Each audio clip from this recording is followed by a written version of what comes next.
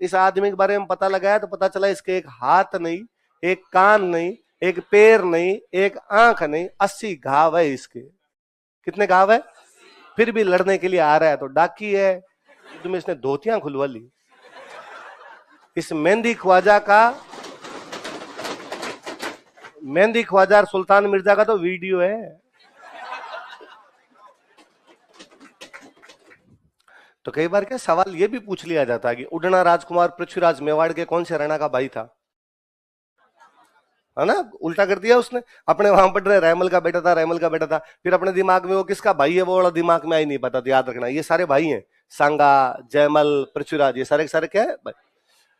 सारे शक्तिशाली थे। रैमल शक्तिशाली, सॉरी जयमल शक्तिशाली है, पृथ्वीराज शक्तिशाली है, सांगा शक्तिशाली है, और सारे आपस में लड़ते कि पिताजी के मरने के बाद अगला राजा कौन बनेगा।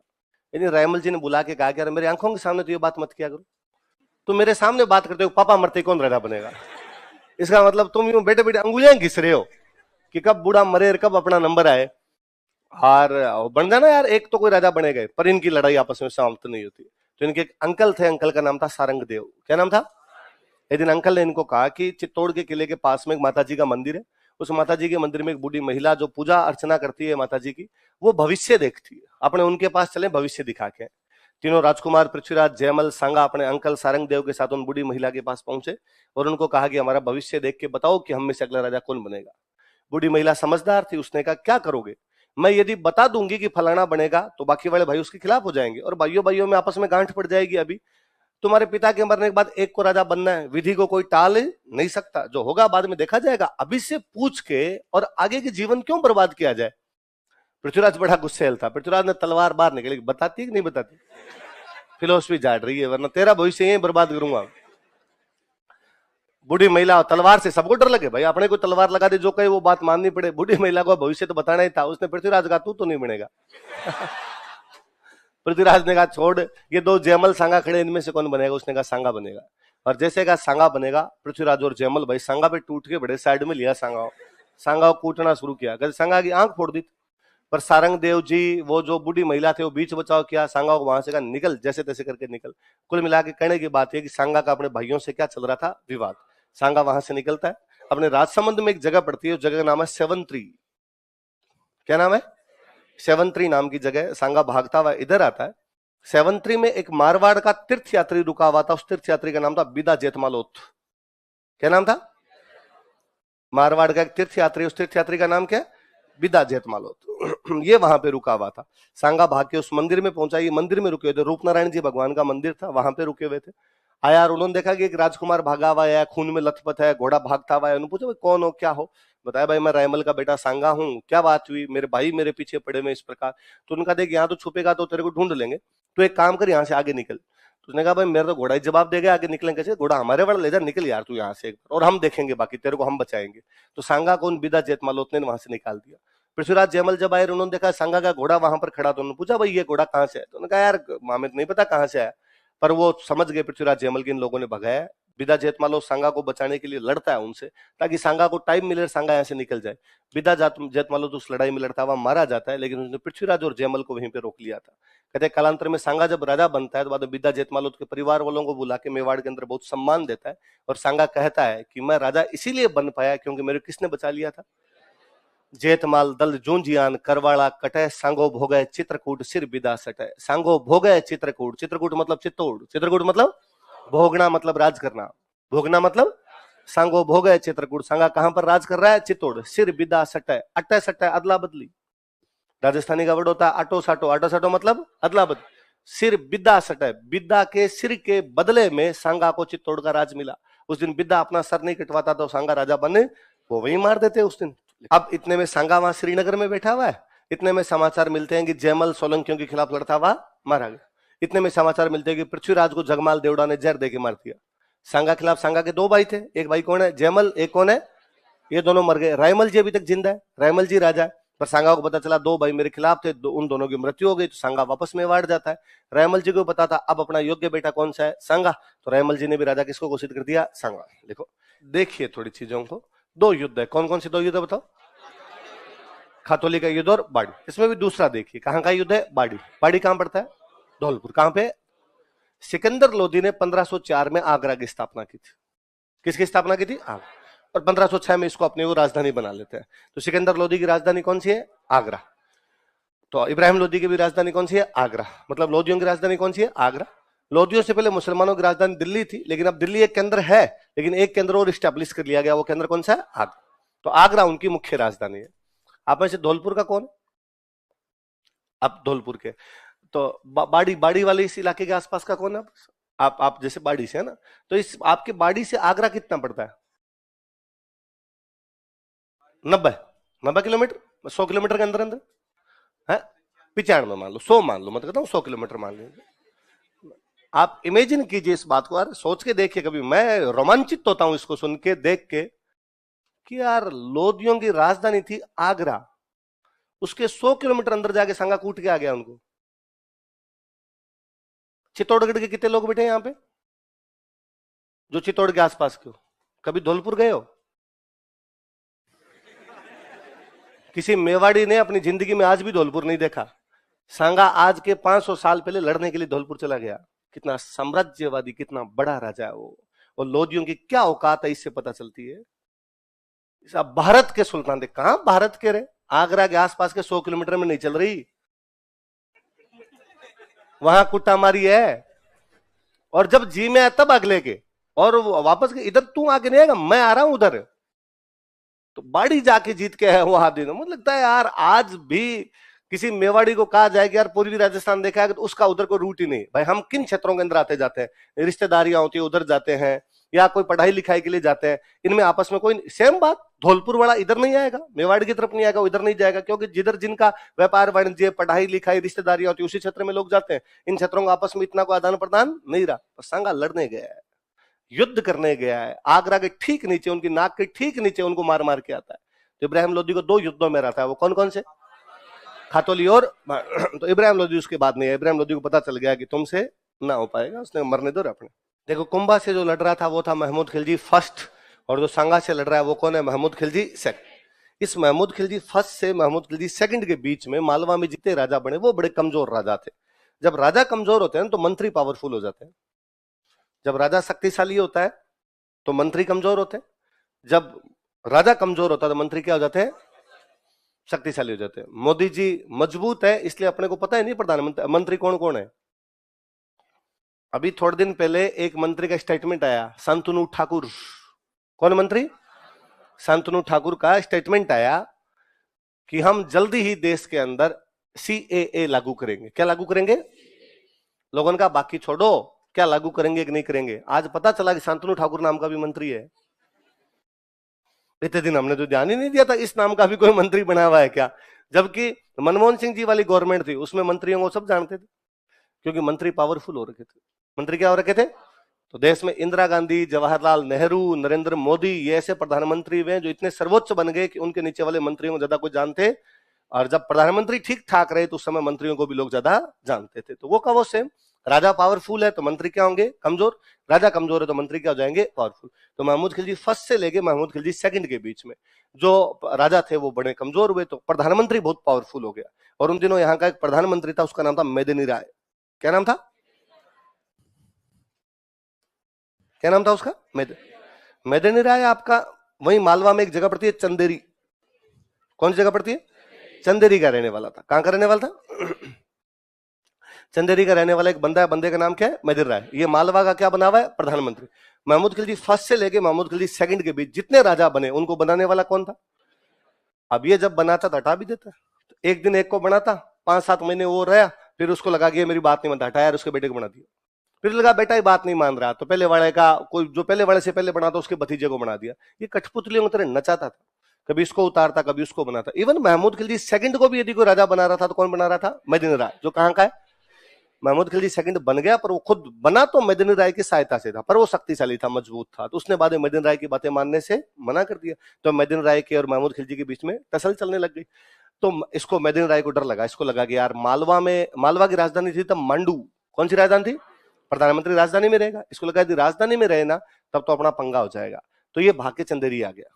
कहां पर आ गया? चंदेरी। तो महमूद खिलजी सेकंड ने कहा तुम कहीं चला जा, अपनी लड़ाई तो जिंदाबाद है। तो उसको लगा यार चंदेरी में भी लड़ाई होगी अपनी, तो भाग के सांगा के पास आ गया। किसके पास आ गया? सांगा कहाँ का राजा है? मेवाड़। और मेवाड़ और मालवा वालों के आपस में बनती नहीं है, तो मालवा वालों के खिलाफ सहायता चाहिए तो मालवा वालों के दुश्मनों के पास जाओ, दुश्मन का दुश्मन दोस्त। तो उसने सांगा के पास आका, भाई मेरे को मालवा से निकाल दिया, मेरे से चंदेरी छीन ली, तू मेरे को रहने की जगह दे। और सांगा ने उसको रहने के लिए दे दिया था गागरोन का किला। कौन सा किला दे दिया? किसने दिया? किसको दिया? मेदिन राय, जो कि कहाँ का है? जो कि किससे लड़के है? महमूद खिलजी सेकंड। तो महमूद खिलजी सेकंड ने कहा तू भले पाताल लोक में चला जा, तेरे पे तो अटैक करूंगा। इसलिए महमूद खिलजी सेकंड गागरोन पर अटैक करता है। कहां पर अटैक करता है? किससे लड़ने के लिए आया वो? मेदिन राय। मेदिन राय को शरण किसने दे रखी? तो जैसे ही वो गागरोन की तरफ आए, मेदिन राय ने सांगा को मैसेज किया कि भाई लड़ाई होगी, फटाफट यूनिवर्सिटी गेट आ जा। तो फिर सांगा मेदिनी राय को बचाने के लिए कहां पर जाता है? गागरोन। तो वास्तव में लड़ाई तो है मेदिनी राय और महमूद खिलजी के बीच में, लेकिन मेदिनी राय को शरण किसने दे रखी है? सांगा। इस लड़ाई किसके बीच होगी? सांगा और, अब आपसे कोई पूछ लेगी सांगा तथा महमूद खिलजी सेकंड के बीच लड़ाई का कारण मालवा का एक प्रधानमंत्री था, वो कौन था? वो कहां का रहने वाला था? याद रखना चाहिए इसका नाम, देखो कारण। हाँ। कोई भी शक्तिशाली देश चाहता है कि उसके पड़ोस में क्या रहे, उसके जो लोग हैं वो बैठे रहे। इसलिए गुजरात का मुजफ्फर शाह चाहता है कि इधर में भारमल राजा बन गया तो मेरी ठीक है, भारमल ज्यादा फड़फड़ करेगा नहीं, तो उसने भारमल को वहां पे क्या बना दिया? राजा। तो अब कौन हट गया वहां से? रायमल। रायमल की शादी मेवाड़ हो रखी थी, तो रायमल भाग के मेवाड़ आया। मेवाड़ का राजा कौन है? सांगा। और उसने कहा अरे मैं आपका जवाई हूं, और मेरे को हटा के वहां पे राजा किसको बना दिया गया? भारमल। तो सांगा गया और सांगा ने जाके वहां राजा किसको बना दिया? रायमल। किसको बना दिया? तो अब कौन हट गया? भारमल को बनाने वाला कौन? तो भारमल किसके दम पर कूद रहा था? मुजफ्फर शाह। तो उसने मुजफ्फर शाह कहा कि भाई वो उधर से रायमल को बनाने के लिए आ रहे हैं। जब सांगा जा रहा था तो मुजफ्फर शाह ने कहा तो वहीं रुक, मैं आ रहा हूं, तेरे को हटने नहीं देंगे। तो मुजफ्फर शाह भी ईडर में आ गया, भारमल वहां पर खड़ा ही है। इधर से सांगा किसको लेके गया था? रायमल। सांगा ने मुजफ्फर शाह को और भारमल को दोनों को एक साथ पीटा और राजा किसको बना के आ गया? रायमल। कहने का मतलब यह है कि सांगा और मुजफ्फर शाह के बीच लड़ाई का कारण कौन सी रियासत है? ईडर। ईडर में उत्तराधिकार का संघर्ष चल रहा है। ठीक वैसे जैसे कुंभा और गुजरात के बीच लड़ाई का कारण नागौर था। क्या था? कोई पूछेगा नागौर के उत्तराधिकार संघर्ष के कारण कुंभा की लड़ाई कौन सी रियासत से हुई थी? गुजरात। कोई पूछेगा ईडर के उत्तराधिकार संघर्ष के कारण गुजरात की लड़ाई मेवाड़ के किस राणा से हुई थी? सांगा। लिखो।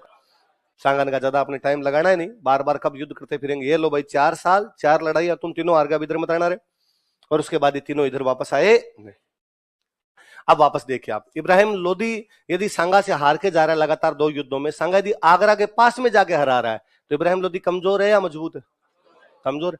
राजा कमजोर होगा तो मंत्री क्या होने लग जाएंगे? पावरफुल। तो इब्राहिम लोदी के 2 चाचा है, एक का नाम है दौलत खान लोदी और एक का नाम है आलम खान लोदी। क्या का नाम है? दौलत खान लोदी और आलम खान। वो अब इब्राहिम लोदी को उठा के क्या बनना चाहते हैं? राजा। पर उनकी अकेले पार नहीं पड़ रही, तो वो एक बंदे को बुलाते हैं, उस बंदे का नाम है बाबर। क्या नाम है? और सुनिए बात, बाबर उज्बेकिस्तान का रहने वाला था। कहां का रहने वाला था?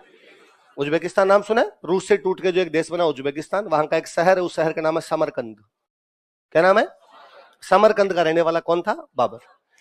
बाबर की अपने चाचा से लड़ाई चल रही वहां, बाबर समरकंद में अपने चाचा से लड़ रहा, और वहां वो चाचा जीत गया और उसने बाबर को भगा दिया। इसलिए बाबर बेचारा काबुल के पास में एक छोटे से गांव के अंदर बैठा, गांव का नाम है फरगना। क्या नाम है? और बाबर अपना टाइम पास कर रहा है।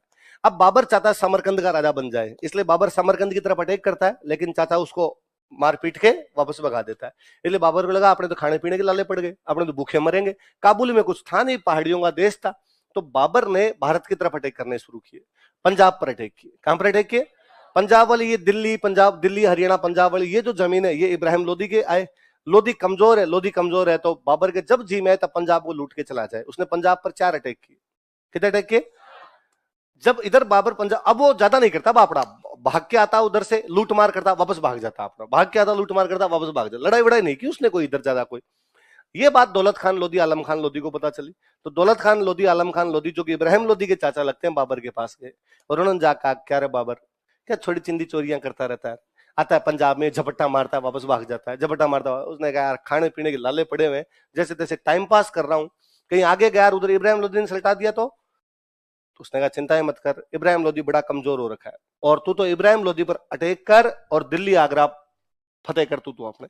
दौलत खान आलम खान लोदी को लगा कि यदि इब्राहिम लोदी को हरा देगा तो इब्राहिम लोदी हार जाएगा, तो हम क्या बन जाएंगे? राजा, क्योंकि तो वापस आ ही जाएगा जब 4। और इसने कहा ज्यादा पैसे मिलेंगे कि पंजाब में कितने मिले तेरे को, तू दिल्ली आगरा भयंकर रुपए लेना, वापस आ जाना। तो बाबर ने कहा पर इब्राहिम लोदी भी तो यार कुछ तो होगा ही, उसके बाद दिल्ली आगरा का आ गए, हम अलग हो जाएंगे उससे, हम अलग हो जाएंगे तो और कमजोर हो जाएगा, तू आराम से हरा देना उसको।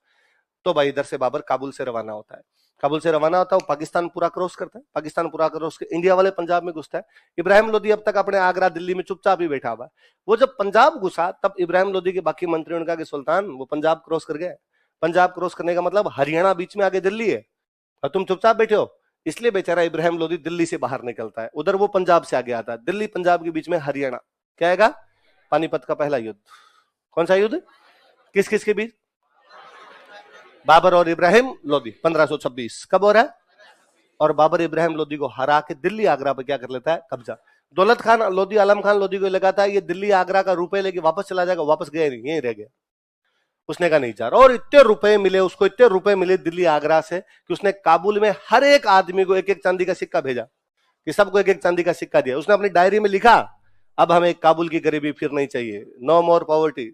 अब दोबारा काबुल में उस लिचड़ पड़े में जाके आज रहे, निकल रहे, अब अपने कहां रहेंगे? दिल्ली और आगरा। अब जब उसने दिल्ली और आगरा पे कब्जा किया तो आगरा की बाउंड्री की तरफ जब अपने राजस्थान की तरफ आते तो एक किला था, उस किले का नाम था बयाना। क्या नाम था? बयाना। तो वो बयाना पे कब्जा कर लेता है। कहां कब्जा कर लेता है? बयाना पे कब्जा कर लिया उसने। जब उसने बयाना पे कब्जा किया तो अपने संगा को इधर पता चला कि यार उधर चेंज हो गया मामला। पहले उधर था इब्राहिम लोदी, और इब्राहिम लोदी को तो मैंने हराया था इसलिए उसकी कभी औकात नहीं हुई दोबारा अपनी तरफ देखने की, पर अब इब्राहिम लोदी तो हट चुका है, वहां पर कौन आ चुका है? बाबर। और बाबर अपने राजस्थान की तरफ बढ़ के किले पे कब्जा कर चुका है। कौन से किले पे? तो सांगा रहा तू रुक रहे, इस बार परमानेंट इलाज करते हैं। तो सांगा इधर से अपने राजस्थान के राजाओं को और कहता है कि भाई लो आओ साथ देने के लिए। दो टुकड़ियां बनाते हैं, एक टुकड़ी अटैक करेगी आगरा की तरफ, एक टुकड़ी अटैक करेगी दिल्ली की तरफ। कहां का अटैक करेंगे? एक आगरा और एक दिल्ली। आगरा चूंकि लोदियों की राजधानी थी इसलिए बाबर ने भी राजधानी किसको बनाई? आगरा। और आगरा के पास कौन से किले पे कब्जा कर लिया? बयाना। तो सांगा ने कहा इधर मैं खुद जाऊंगा। उधर बाबर बयाना के अंदर बैठा हुआ, बाबर का एक सेनापति यहां पर बैठा हुआ है, मेहंदी ख्वाजा। कौन बैठा हुआ है? मेहंदी ख्वाजा। कहां पर बैठा हुआ आपका? बयाना। मेहंदी ख्वाजा को पता चला कि भाई उधर मेवाड़ से मेरे से लड़ने के लिए कौन आ रहा है, तो उसने बाबर को मैसेज किया आगरा कि यार सुना इधर मेवाड़ का राजा सांगा और वो अपनी बड़ी सेना लेके आ रहा है, बयाना में क्या करना है? उसने खड़ा रहा, कोई चिंता नहीं है, मैं एक सेनापति और भेज रहा हूं, मिलकर लड़ना। उसने एक सेनापति और भेजा, सुल्तान मिर्जा। कौन भेजा? कौन से किले की रक्षा के लिए? किसने भेजा सेनापति? किससे लड़ने के लिए? किससे लड़ने के लिए? तो अभी लड़ाई कहां होगी? बयाना में। तो जब सेना लड़ने के लिए जाती है ना तो ढोल नगाड़े लेके जाते, भाई जीत जाएंगे तो ढोल नगाड़े बजाए जाएंगे, हार जाएंगे तो वापस आ जाएंगे भाई अपने लेके। तो उधर बाबर के पास एक वाद्य यंत्र था, उसका नाम था तासा। कौन सा वाद्य यंत्र था? अरबों का एक वाद्य यंत्र था तासा, बाबर लेके आता। उधर वाले तासा बजाया करते, वो तासे वासे पीछे छूट गए।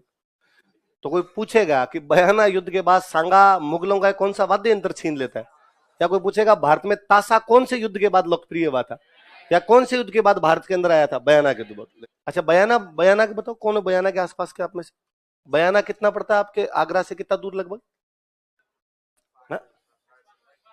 60-70, 10, 55 और नजदीक। पिछली बार तो 95 किलोमीटर दूर था, 55 है। मतलब मुगलों की राजधानी है आगरा, मुगलों की राजधानी कौन सी है? वो 55 किलोमीटर दूर है उससे बस, और वहां जाके कूट रहा है उनको ढंग से। कितना साम्राज्यवादी राजा, वो कितना बड़ा राजा रहा होगा उत्तर भारत का कि उसने बैंड बजा रखे आसपास वालों की कि लो तुम आओ बाहर निकलो तुम एक बार, फिर मैं देखता हूं बाकी क्या करना है। अब जब एक मेहंदी ख्वाजा सुल्तान मिर्जा यहां से हार के गए, अब उसका टारगेट था कि अपने बयाना जीत के आगरा पे अटैक करेंगे, आगरा पे कब्जा करेंगे। तो बाबर को डर लगा, बेचारे को बाबर लगा अरे मुश्किल से ढंग के दिन आए, दिल्ली आगरा मिला है, वापस उस काबुल वाले लिचड़ पड़े में जाकर रहना पड़ेगा, वहां मंगत है और कुछ है नहीं।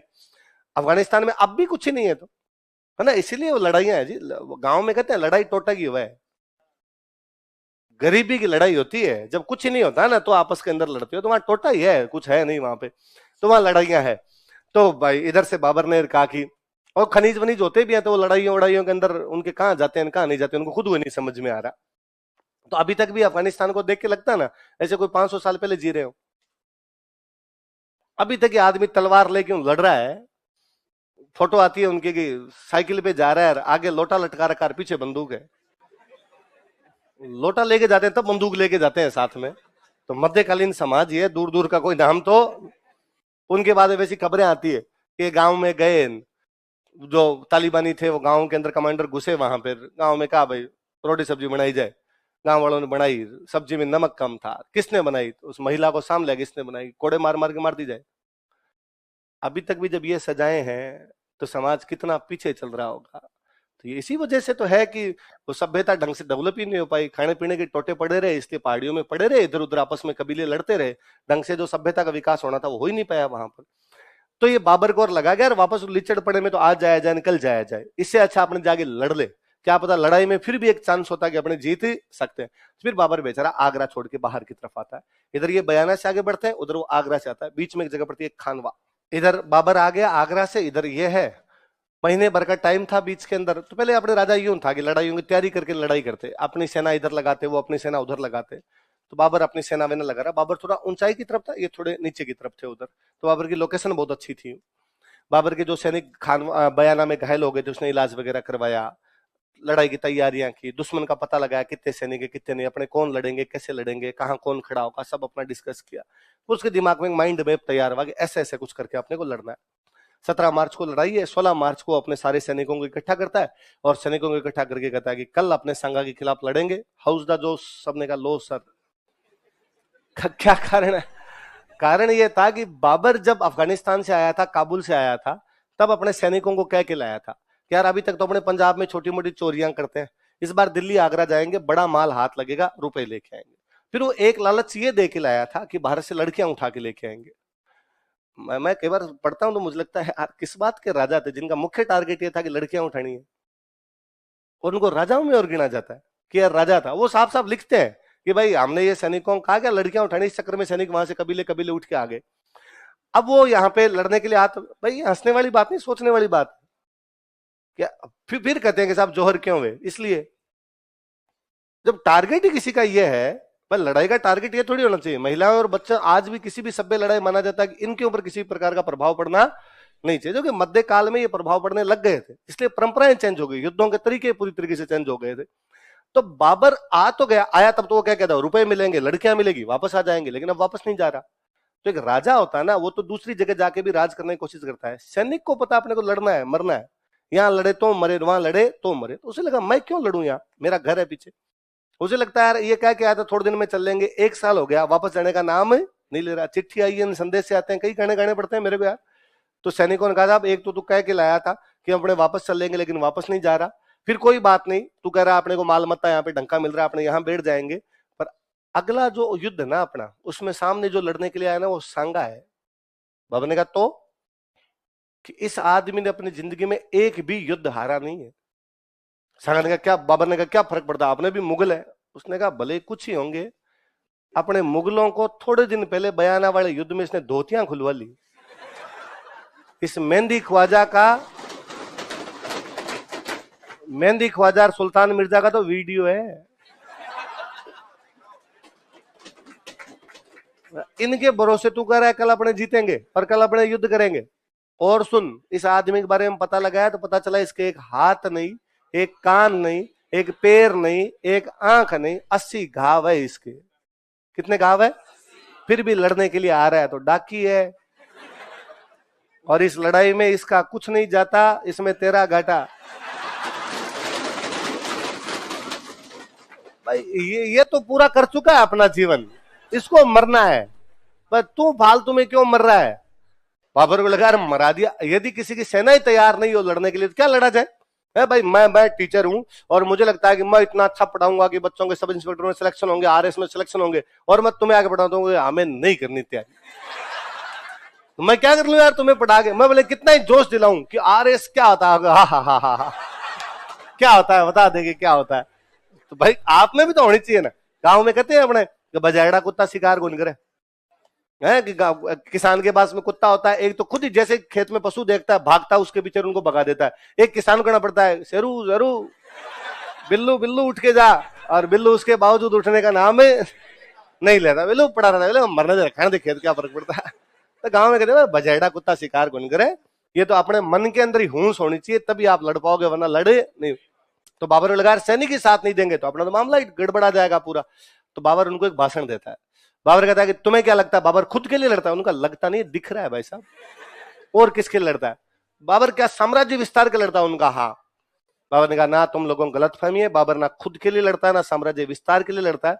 अल्लाह ताला ने बाबर को फरमाया है कि पहाड़ों पे, पठारों पे, मरुस्थलों में, नदियों में, झीलों में इस्लाम का झंडा लहराया जाए। बाबर मजहब के लिए लड़ता है, ये जिहाद है। क्या है? जो धर्म की लड़ाइयां होती है उनको क्या बोलते हैं? और इस जिहाद में यदि कल तुम लोग मेरे साथ रहोगे तो वेल एंड गुड, यदि तुम ना भी लड़ोगे, तुम्हें क्या लगता है बाबर लड़ेगा? नहीं, बाबर अकेला जिहाद करेगा, अकेला लड़ेगा। अगर बाबर मर गया तो बाबर शहीद हो जाएगा, बाबर जिंदा रहा तो बाबर गाजी कहलाएगा। क्या कहलाएगा? वे धर्म योद्धा जो युद्धों में लड़ा करते उनको बोलते गाजी। क्या बोलते? मर गए तब तो क्या हो जाएंगे? शहीद। तो तुम्हारी आवश्यकता नहीं है, लड़ो तो लड़ो, वरना बाबर अकेला लड़ेगा, मैं तो कम से कम जिहाद करूंगा। थोड़ी जिहाद की इस टाइप की बातें की, थोड़ा सैनिकों में थोड़ा जोश है। पर एक आधे फौजी साहब को दिमाग वाले थे, फौजी साहब ने कहा कंट्रोल ब्रो, एक मिनट, एक सवाल है मेरा। हाँ। उनका तू अभी इस्लाम की, अल्लाह की, जिहाद की बातें करता ना, अच्छा नहीं लगता बाबर। कैसे? तू दारूड़ी है। बाबर शराबी था, ढंका शराबी था बाबर, सारे दिन पिया हुआ रहता था। मतलब बाबर की किताब बाबरनामा पढ़ो, उसमें वो जगह जगह लिखता है कि आज मैं सुबह उठा, शरीर टूट रहा था, फिर 2 पेग लगाने ही पड़े मेरे को, और दोपहर में तो मेरा मूड नहीं था, पर वो रिश्तेदार आ गए, रिश्तेदारों को सूखा भोजन तो कैसे करवाया जाए, उनके चक्कर में तो 2 पेग लेने पड़े। शाम को तो बरसात ही होने लग गई थी, मौसम की नजाकत को देखते हुए 2 पेग लगाने पड़े। पूरे दिन पिया हुआ रहता था बाबर। और ये मुगलों में ये सारे नशेड़ी सारे के सारे थे। इसमें 2 तो भयंकर नशेड़ी, बाबर और जहांगीर, और दोनों ने आत्मकथाएं लिखी है। कोई पूछे कि कौन कौन से मुगल बादशाहों ने आत्मकथाएं लिखी थी, किस किसने? वो पिया हुआ आदमी कुछ ही कर सकता है। पिया हुआ आदमी का भाई किताब लिखेगा, तो भाई ने किताब लिख दी, खुद नहीं बैठे बैठे। और जहांगीर तो इस मामले में और मस्त आदमी था बाबर, वो तो लिखता है यूं सरेआम कि दिन में 14 पेग, शाम को 6 पेग, 20 पेग डेली के लेता हूं। और वो तो और लिखता है कि पहले मैं नहीं पिया करता था, वो तो एक बार शिकार खेलने गया था, वहां थक गया था, और वहां कुछ राजस्थान के लोग मेरे साथ थे, और उन्होंने कहा सर एक लेके देखो, हो तरंग नहीं आ जाए तो। मैं जहांगीर को बिगाड़ने वालों में तो कोई अपने वालों के हाथ था रे, अपने वाले बिगाड़ गए उसको तो बाप को। तो बाबर वैसे दारूड़ी आदमी था। तो एक फौज साहब खड़े, फौज साहब ने कहा दारूड़ी है, सुबह शाम पिया हुआ रहता है, चाल तेरे को आती नहीं ढंग से, और तेरे मुंह से अल्लाह की मजहब की बातें अच्छी नहीं लगती। अल्लाह ताला ये भी फरमाते हैं कि शराब पीना हराम है। बाबर को लगा कि उड़ गई बाबर की एकदम। और बाबर ने कहा सही कहा तुमने, और मैं ये शराब का गिलास फेंकता हूँ, आज के बाद शराब के कभी भी हाथ ही। फौजी ने कहा वो कार्टून पड़ा है अंदर, उनका सबके सब फेंक दीजिए, बाबर पूरी शराब फेंकवा देता है। एक फौज साहब और खड़े, और फौज साहब ने कहा एक बात और, कुरान ये भी कहती है कि मुस्लिम व्यापारियों से कोई भी मुस्लिम राजा टैक्स नहीं लेगा, और बाबर मुस्लिम व्यापारियों से टैक्स लिया करता था, तमगा। कौन सा टैक्स लेता? तो यार व्यापारियों से तमगा लेता है। बाबर कहता है, बाबर कसम खाता है कि आज के बाद किसी भी मुस्लिम व्यापारी से कौन सा टैक्स नहीं लेगा। तो बाबर क्या घोषणा करता है? ये सीधी लड़ाई नहीं है, राजाओं की लड़ाई नहीं, धर्म की लड़ाई है, धर्म की लड़ाई में अपने को लड़ना है। तो ये क्या है अपना? जी हाँ, मैं आज के बाद क्या नहीं पीऊंगा? शराब। कौन सा घर नहीं लूंगा?